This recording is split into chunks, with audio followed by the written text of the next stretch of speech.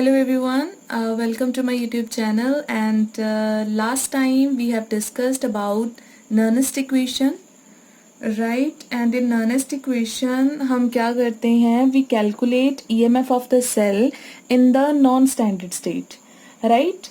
And today we are going to discuss some relationship between two different terminologies. Like first we are going to discuss is relation between EMF of the cell and equilibrium constant.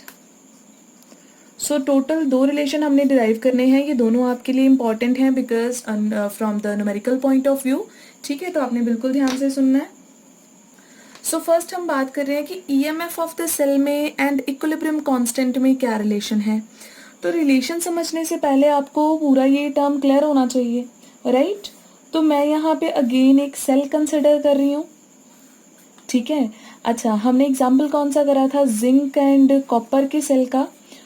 तो एक तरफ हमारे पास zinc sulphate है जिसमें zinc electrode dip करी है, एक तरफ कॉपर सल्फेट है जिसमें कॉपर इलेक्ट्रोड को डिप करा हुआ है हमने. ठीक है, इन द इलेक्ट्रोलिटिक सॉल्यूशन दोनों को कनेक्ट किया हुआ है विद द कॉपर वायर. ठीक है, तो आपको पता है कि हमारी जो जिंक की इलेक्ट्रोड है ये क्या एक्ट करती है? ये एक्ट करती है एज एन एनोड. ये एज एन एनोड एक्ट करती है जिसके कारण जिंक जो है वो जिंक 2 पॉजिटिव आयंस में कन्वर्ट होता है एंड साथ में जो इलेक्ट्रॉन्स हैं वो रिलीज होते हैं. और जो आपकी कॉपर की इलेक्ट्रोड है वो एक्ट करती है एज अ कैथोड.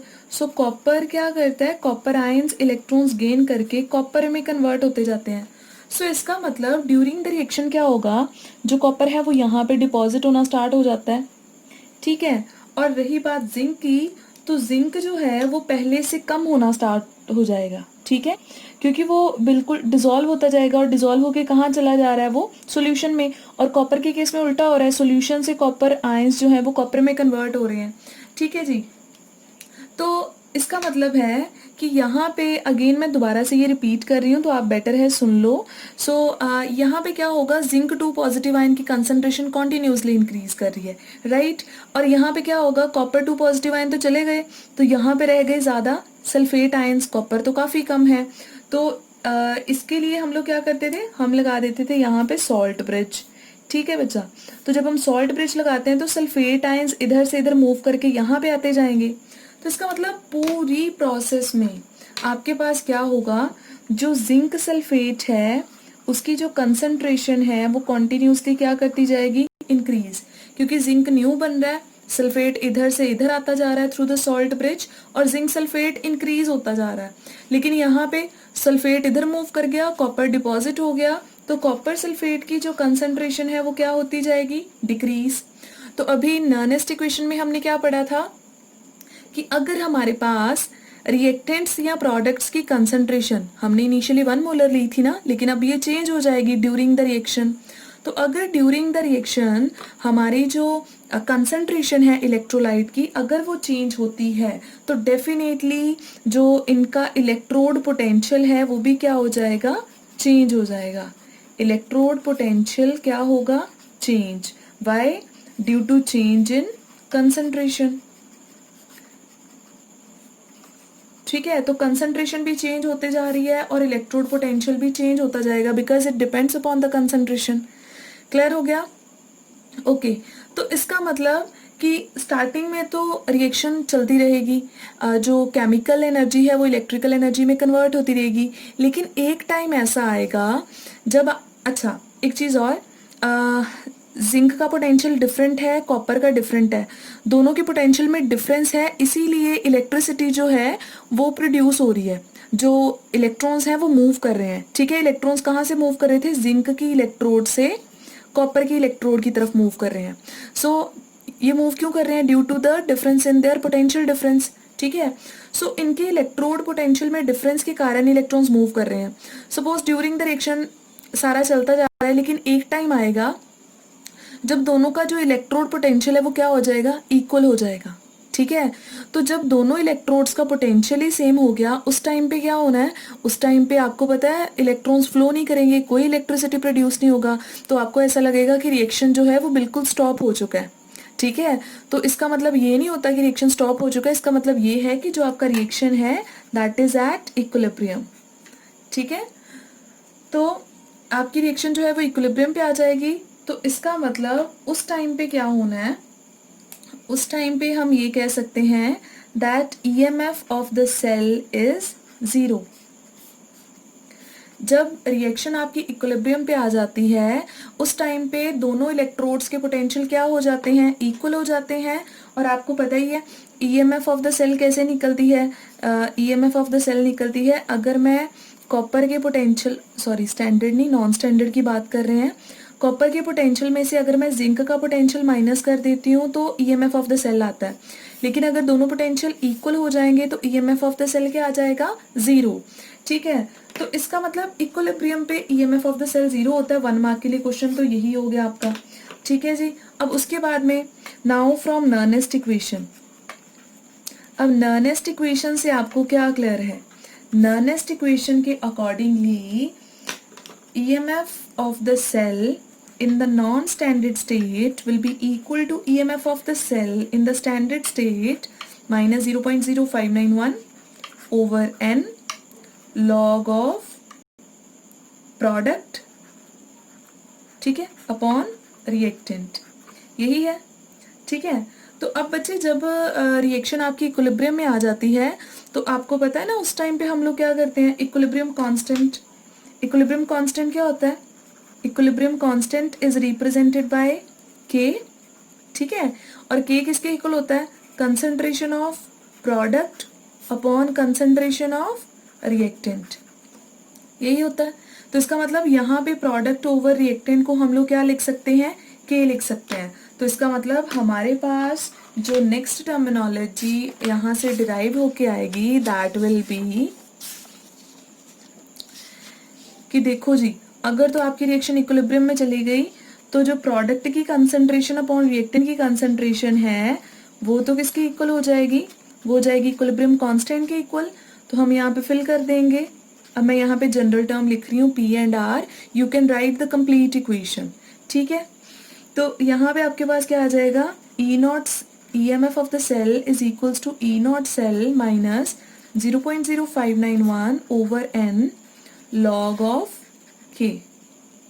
ठीक है, तो आपके पास ये चीज आ जाएगी, log k लिख देंगे हम।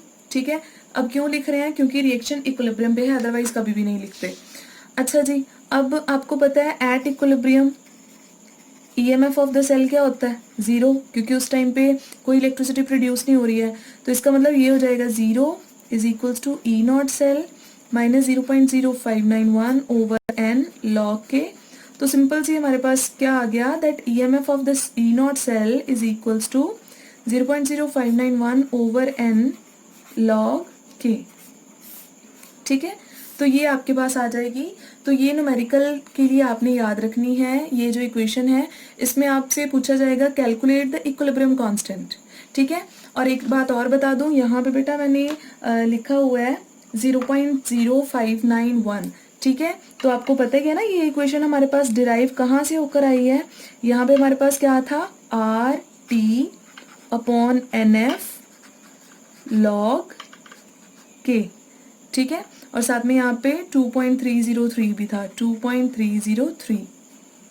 तो ये इक्वेशन थी, ये सारी वैल्यूज फिल करके आर की, टी की, 2.303 की, फिर हमारे पास 0.0591 आया है। तो आप ये इक्वेशन भी यूज कर सकते हो। This is general one and this is a particular when the temperature is 298 kelvin. तो होप आपको क्लियर हो गया होगा, कुछ भी डिफिकल्ट नहीं था, सिर्फ नॉनेस्ट इक्वेशन में हमने EMF ऑफ द सेल को 0 पुट किया एंड प्रोडक्ट ओवर रिएक्टेंट को K लिख दिया, दैट्स इट। ठीक है, क्लियर हो गया। और एक चीज जरूर याद रखनी है दैट नॉन स्टैंडर्ड स्टेट वाली EMF 0 होती है इक्विलिब्रियम पे, स्टैंडर्ड वाली 0 मत कर देना, क्योंकि ये कभी 0 नहीं होगी। It doesn't depends upon any of the concentration और टेम्परेचर ऑफ द रिएक्शन। ठीक है, it all depends upon the material, upon the nature. Okay, तो एक ये रिलेशन हो गया। अब दूसरा जो आपको रिलेशन याद रखना है that is relation between EMF of the cell and Gibbs free energy. ठीक है जी, तो आपने इन दोनों में जो है वो रिलेशन याद रखना है कि ईएमएफ ऑफ द सेल में और गिब्स फ्री एनर्जी में क्या रिलेशन है। तो इसके लिए पहले तो आपको ये क्लियर होना चाहिए that what is Gibbs free energy. तो आप इसको डिफाइन कैसे करोगे? Gibbs free energy is represented by G, it is the free energy of the system आपका कुछ भी हो सकता है, सेल हो सकता है, कुछ भी हो सकता है। It is the free energy of the system from which maximum work can be obtained. ठीक है, तो आपके सिस्टम के पास वो सारी एनर्जी जो किसी काम लायक है, एक ऐसी एनर्जी जो सिस्टम खुद के लिए यूटिलाइज नहीं कर रहा है, हम उस एनर्जी को यूज करके अपना कोई काम कर सकते हैं, that will be your Gibbs free energy. ठीक है, तो गिब्स फ्री एनर्जी में जो चेंज आएगा वो किसके इक्वल होगा? जितना आप काम करते जाओगे। ठीक है, सपोज आपने टोटल गिब्स फ्री एनर्जी में से 100 जूल का वर्क ऑब्टेन कर लिया सिस्टम में से, तो गिब्स फ्री एनर्जी कम हो जाएगी, और कितनी कम हो जाएगी? 100 जूल, जितना आपने उसमें से एनर्जी यूटिलाइज कर ली है। ठीक है, तो इसका मतलब हम लोग हमेशा किसके साथ डील करते हैं? We deals with change in Gibbs free energy as compare to the Gibbs free energy. ठीक है जी, तो यहाँ पे आपका क्लियर हो गया। तो इसका मतलब आपके पास हम लोग यहाँ पे किसके साथ डील कर रहे हैं? हम लोग डील कर रहे हैं विद द इलेक्ट्रोकेमिकल सेल। और इलेक्ट्रोकेमिकल सेल में क्या होता है? हमारे पास जो केमिकल एनर्जी है उसको हम लोग किस में कन्वर्ट करते हैं? इलेक्ट्रिकल एनर्जी में। ठीक है, तो इसका मतलब हमारा वर्क क्या हो गया? This is our work, we have to obtain electrical energy, we have to do electrical work. ठीक है, हमें इलेक्ट्रिकल वर्क करना है रिएक्शन से। तो इसका मतलब जो हमारे पास change in Gibbs free energy है वो किसके इक्वल होगा? मैक्सिमम वर्क ऑब्टेन्ड, यही होता है। ठीक है, अब मैक्सिमम वर्क ऑब्टेन्ड, यहाँ पे हम कौन सा वर्क कर रहे हैं? यहाँ पे हम लोग कर रहे हैं इलेक्ट्रिकल वर्क। ठीक है, अब इलेक्ट्रिकल वर्क का फॉर्मूला क्या होता है? सिंपल वर्क का फॉर्मूला होता है फोर्स इनटू डिस्प्लेसमेंट। यहाँ पे फोर्स कौन होती है बेटा? EMF of the cell, and displacement यहाँ पे हमारी होती है क्वांटिटी ऑफ चार्ज, कितना चार्ज फ्लो कर रहा है ड्यू टू दिस ईएमएफ। ठीक है, तो ईएमएफ को तो हम लोग लिख देते हैं E of the cell, right? This is EMF of the cell and quantity of charge. अब चार्ज कितना फ्लो कर रहा है? It all depends upon the electrons. किसी रिएक्शन में 2 इलेक्ट्रॉन्स मूव करते हैं, किसी में 1।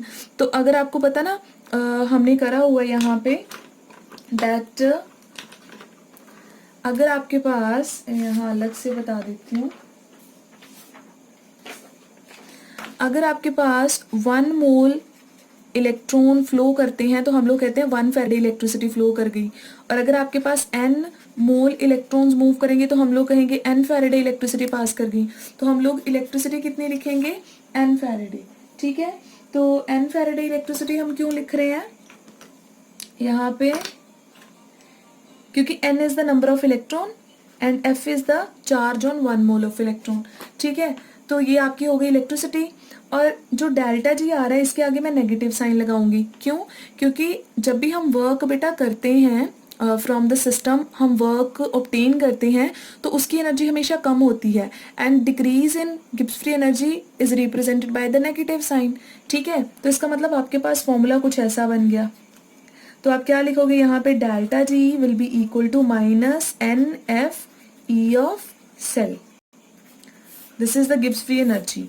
ठीक है, and this is for your non standard state. ठीक है, और अगर हम बात करते हैं बच्चा स्टैंडर्ड स्टेट की, तो स्टैंडर्ड स्टेट के लिए कोई दिक्कत नहीं है, डेल्टा जी नॉट लिख देना, माइनस एन एफ और ई सेल की जगह पे ई नॉट सेल कर देना। ठीक है, ज़्यादा वैसे यही यूटिलाइजेशन में आएगा। ई नॉट सेल पता हो, एन एफ पता हो, तो डेल्टा जी नॉट आप इजीली कैलकुलेट कर सकते हैं। लेकिन अगर आपको आ जाता है कि यू हैव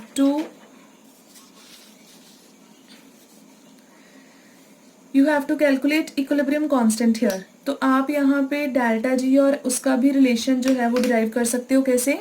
आपको पता है जो डेल्टा जी नॉट है that is equals to minus N F E not cell, ठीक है।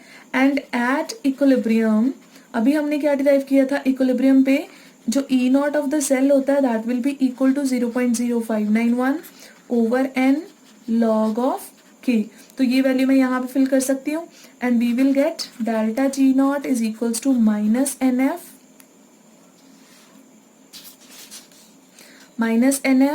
यहाँ पे आ जाएगा 0.0591 ओवर एन लॉग के, ये कट हो जाएगा and you will get delta G not is equals to minus 0.0591 log K. तो ये मैंने equilibrium constant and Gibbs free energy में भी रिलेशन डिराइव कर दिया, ठीक है। तो वैसे इसकी इतना ज़रूरत पड़ेगी नहीं, मेन आपको ये याद रखनी है, एक तो गिब्स फ्री एनर्जी का ईएमएफ के साथ रिलेशन और एक ईएमएफ का इक्विलिब्रियम कांस्टेंट के साथ रिलेशन। होप आपको ये दोनों रिलेशन क्लियर हो गए होंगे, डेरिवेशन क्लियर हो गई होगी मैंने कैसे करा है। सो अब हम जो बेटा डिस्कस करने वाले हैं that is a numerical related to this terminology. So here we have the numerical, let's start. Calculate the maximum work that can be obtained from the following cell. ये हमें एक सेल दिया है, इससे हमें क्या ऑब्टेन करना है, maximum work. So maximum work का मतलब क्या है, हमें यहाँ पे क्या फाइंड करना है, डेल्टा जी नॉट। अच्छा यहाँ पे मैंने नॉट क्यों लिखा, मैंने दूसरी ईएमएफ क्यों नहीं कंसिडर करी, क्योंकि अगर यहाँ पे बेटा नॉन स्टैंडर्ड स्टेट की बात करते ना तो डेफिनेटली यहाँ पे कंसंट्रेशन दी होनी थी। Copper is 0.01, zinc 2 positive is 0.059 etcetera, ठीक है। लेकिन अगर यहाँ पे कोई कंसंट्रेशन नहीं दे रखी है तो इसका मतलब सिंपल है कि ये सिर्फ स्टैंडर्ड स्टेट की बात कर रहे हैं, ठीक है। तो इसका मतलब हमने फाइंड करना है N F E not cell, है ना। तो ये हमारे पास हो गया फॉर्मूला। अब इसको अप्लाई कैसे करना है, हमें ये सारी टर्म्स क्लियर होनी चाहिए, है ना। अब पहले n, इस सेल में देखो, इस सेल में कितने इलेक्ट्रॉन ट्रांसफर होते हैं आपको पता है, जिंक 2 इलेक्ट्रॉन कॉपर को ट्रांसफर करता है। सो n की वैल्यू तो क्या हो गई 2। f क्या होता है आपका फैराडे कांस्टेंट, उसकी वैल्यू कितनी हो जाएगी 96500 कूलम। अब रही बात आपकी ई नॉट सेल की, तो ई नॉट सेल का फॉर्मूला क्या होता है, E naught cathode minus E naught anode. जिसकी रिडक्शन हो रही है उसका पोटेंशियल पहले लिखना है, जिसकी ऑक्सीडेशन हो रही है उसका पोटेंशियल बाद में लिखना है। अब दोनों में से देखो, जिंक और कॉपर में से किसका पोटेंशियल ज़्यादा है, कॉपर का। सो इसका मतलब इसकी रिडक्शन होगी तो इसका पोटेंशियल पहले लिखेंगे, reduction of copper minus zinc की क्या होगी ऑक्सीडेशन, इसका पोटेंशियल हम बाद में लिखेंगे। तो दोनों को जब हम कर देंगे बेटा प्लस तो हमारे पास वैल्यू हो जाएगी 1.10 वोल्ट, ठीक है जी। तो आपके पास ई नॉट की वैल्यू इतनी आ गई। अब यहाँ से आप डेल्टा जी आराम से कैलकुलेट कर सकते हो, माइनस एन की वैल्यू 2, एफ की वैल्यू 96500 एंड ई नॉट की वैल्यू 1.1 मल्टीप्लाई करके आपके पास जाउल्स में जो है गिब्स फ्री एनर्जी आ जाएगी। क्या अब उसके बाद में क्या रह गया कैलकुलेट करने वाला, now they are asking calculate equilibrium constant. तो इक्विलिब्रियम कांस्टेंट भी फाइंड करना है। तो इक्विलिब्रियम कांस्टेंट कैसे फाइंड करना है, रिलेशन तो हमें पता ही है, ठीक है। ये फर्स्ट हो गया गिब्स फ्री एनर्जी, सेकंड क्या बोल रहे हैं इक्विलिब्रियम। तो इक्विलिब्रियम कांस्टेंट क्या होता है, E not cell is equals to 0.0591 over N log of K. लेकिन अगर आपको टेम्परेचर 298 नहीं देते हैं तो फिर आप ये फॉर्मूला कभी यूज नहीं कर सकते हो। वैसे तो मैंने आपको पहले ही बहुत बार बताया है कि मोस्टली क्या दिया होगा 298 केल्विन ही दिया होगा, बट इन केस अगर आपको 298 केल्विन नहीं देते हैं तो आपने यहाँ पे RT ओवर NF वाला फॉर्मूला यूज करना है, ठीक है जी। तो अभी तो मैं यूज कर रही हूँ, ई नॉट ऑफ द सेल क्या होता है 1.1, 0.0591 ओवर एन क्या थे नंबर ऑफ इलेक्ट्रॉन्स लॉग के।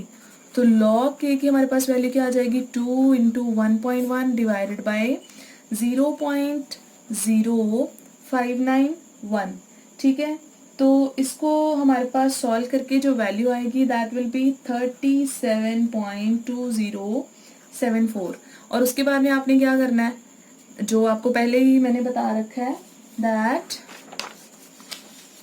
what you have to do is log के की वैल्यू आपके पास आ रखी है 37 पॉइंट समथिंग ना। अब आप क्या करोगे, दोनों साइड पे एंटी लॉग अप्लाई कर दोगे। So you will apply anti log on both the sides. तो जब आप एंटी लॉग अप्लाई करोगे तो लॉग इस तरफ से कैंसिल हो जाएगा, इस तरफ क्या आ जाएगा आपका एंटी लॉग 37.2074। और एंटी लॉग मैंने आपको कैलकुलेट करना ऑलरेडी सिखा रखा है, तो आप वहां से देख के, इनकेस आपने वीडियो नहीं देखी है तो देख के देन आप इक्विलिब्रियम कांस्टेंट फाइंड कर सकते हैं। लॉग एंटी लॉग की वीडियो देखना मत भूलना, उसको मतलब प्रिपेयर करना मत भूलना, बिकॉज आपके न्यूमेरिकल्स जो हैं मोस्टली लॉग बेस्ड होते हैं।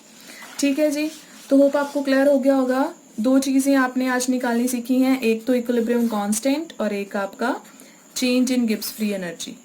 ठीक है, और एक चीज़ और याद रखना, गिब्स फ्री एनर्जी हमेशा आपको किस चीज़ के बारे में बताती है, about the spontaneity of the reaction. Reaction spontaneous है या फिर नहीं है। तो इसके लिए मैं फिर से आपको एक बार बता रही हूँ कि हमने इलेक्ट्रोकेमिकल सीरीज में क्या करा था, अगर तो EMF of the cell positive आती है ना, तो हम लोग कहते हैं जो रिएक्शन है वो क्या है हमारे पास, स्पॉन्टेनियस है। और अगर ईएमएफ ऑफ द सेल आपकी क्या आती है, it comes out to be negative, तो हम लोग कहते हैं रिएक्शन नहीं हो सकती है, इट इज़ नॉन स्पॉन्टेनियस। लेकिन गिब्स फ्री एनर्जी में उल्टा है, अगर आपकी गिब्स फ्री एनर्जी नेगेटिव आती है देन रिएक्शन इज स्पॉन्टेनियस, और अगर आपकी गिब्स फ्री एनर्जी पॉजिटिव आती है then the reaction is non spontaneous. Right, so ये याद रखना, 1 मार्क में आराम से पूछ सकते हैं। और एक वो इक्विलिब्रियम पे ईएमएफ ऑफ द सेल कितना होता है। ठीक है, so hope it is clear to you all. Thank you so much, bye bye.